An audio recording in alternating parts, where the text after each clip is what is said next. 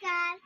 શાળા કક્ષાએ વિદ્યાર્થીઓનું સંશોધનનું અમારી વિષયનું નામ છે વનસ્પતિનું આયુર્વેદિક દવા તરીકે મહત્વ. તમને હું આયુર્વેદિક દવા તરીકે મહત્વ વિશે 3 પ્રશ્ન પૂછું છું, તો તમે હા કે ના જવાબ આપજો. વનસ્પતિનું આયુર્વેદિક દવા તરીકે મહત્વ તમે કરો છો? હા. તમે આયુર્વેદિક દવાનો વધારે ઉપયોગ કરો છો કે બજારનો? તમે નમસ્કાર. પ્લાસ્ટિક કચરાનું વ્યવસ્થાપન વિશે હું તમને જાણકારી આપવા માટે આવ્યો છું. આપણે આજુબાજુ કચરો ફેલાવી રહ્યા છે અને કચરો કચરા પેટીમાં પણ નાખતા નથી. આપણે કાપડની થેલીઓનો ઉપયોગ કરવો જોઈએ અને પ્લાસ્ટિકની થેલીઓનો ઉપયોગ ઓછો કરવો જોઈએ. હવે હું તમને પ્રશ્ન પૂછું છું, જેનો હા કે નામાં જવાબ આપજો. બોરીદ્રા ગામમાં પ્લાસ્ટિકનો ઉપયોગ થાય છે કે નહીં?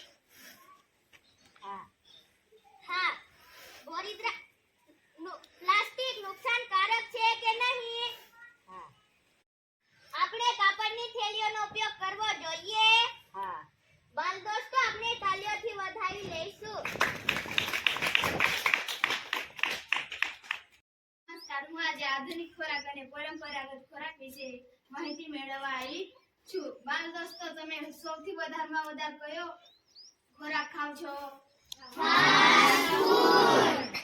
આધુનિક ખોરાક અનાજમાં શું ખાવ છો તમે? ઘઉં અને ચોખા. પરંપરાગત ખોરાક રૂપે અનાજ શું ખાવામાં આવતું હતું? જુવાર, બાજરી, મકાઈ. હું તમને પરંપરાગત ખોરાક ખાવા માટે વિનંતી કરું છું. જમશો ને? હા. મારો ખૂબ ખૂબ આભાર. બાળ દોસ્તો, આપણે એમને તાળીથી વધાવી લેશું.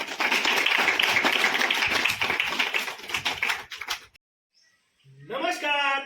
મારા ઇનોવેશનનું નામ છે શાળા કક્ષાએ વિદ્યાર્થીઓનું સંશોધન. આ માટે મેં 3 વિષય પસંદ કરી અલગ અલગ ધોરણના વિદ્યાર્થીઓને અને શિક્ષકોના સહકારથી આ વિષયો સાથે સંશોધન કરવામાં આવ્યું. પ્રોજેક્ટ વર્કના ભાગરૂપે અમે તમામ ટીચર્સ અને વિદ્યાર્થીઓ ગામ લોકોની મુલાકાત લીધી. તેમને આ સંશોધન વિશે જાણકારી આપવામાં આવી તેમજ જુદી જુદી માહિતી એકત્ર કરી તમામ વિદ્યાર્થીઓએ પોતાની નોટની અંદર લોગબુક સ્વરૂપે વર્ણન કર્યું. પ્રોજેક્ટ સ્વરૂપે તે આખો પ્રોજેક્ટ અને આખા સંશોધનનું તમામ વિદ્યાર્થીઓ વર્ણન કરી અને ત્યારબાદ વિદ્યાર્થીઓ દ્વારા 4 ચાર્ટ બનાવવામાં આવ્યા.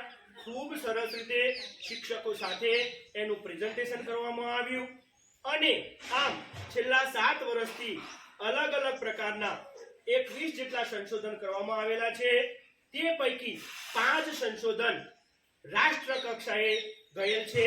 એ બોરીદ્રા શાળાના બાળકો અને શિક્ષકો અને અમે બધાએ અથાગ મહેનત કરી અને આ શાળા કક્ષાએ વિદ્યાર્થીઓનું સંશોધન એ ઇનોવેશનને સફળ કર્યું છે. 85% કરતાં પણ વધારે અમને પરિણામ પ્રાપ્ત થયું છે. જુદી જુદી રીતે તેનું મૂલ્યાંકન કરવામાં આવેલું છે અને હોશે વધુમાં વધુ વિદ્યાર્થીઓ આ ઇનોવેશનમાં ભાગ લેતા થાય એ માટે અમે શિક્ષક સ્ટાફ પ્રયત્ન કરતા રહીએ છીએ. ખરેખર સૌને હું હૃદયપૂર્વક ધન્યવાદ પાઠવું છું. નમસ્કાર.